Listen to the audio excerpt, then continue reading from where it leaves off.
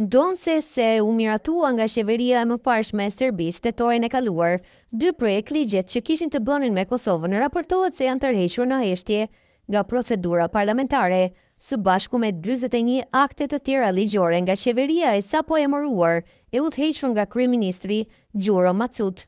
Projekt ligjet e tërhequra synojnë të përcaktojnë Kosovën si zonë të mbrojtjes së veçantë sociale dhe të krijojnë një organ gjyqësor për të ndjekur penalisht ata që shkelin të drejtat e serbëve të Kosovës, përfshirë vetë serbët, siç u njoftua në atë kohë nga presidenti Aleksandar Vučić shtatorin e kaluar mes një krize të re politike në veri të Kosovës pas mbylljes së institucioneve serbe në zonë.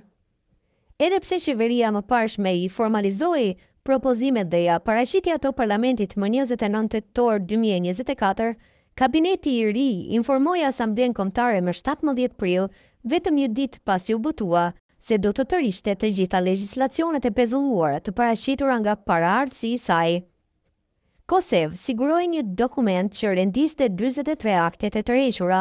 midis tyre ishin 2 projekte që lidheshin me Kosovën, të titulluara zyrtarisht: Ligji për organizimin dhe juridiksionin e autoriteteve gjyqësore për ndjekjen penale të kryer në territorin e krajinës autonome të Kosovës dhe Metohis, dhe ligji për shpalljen e krajinës autonome të Kosovës dhe Metohis si zonë mbrojtjes së veçantë sociale.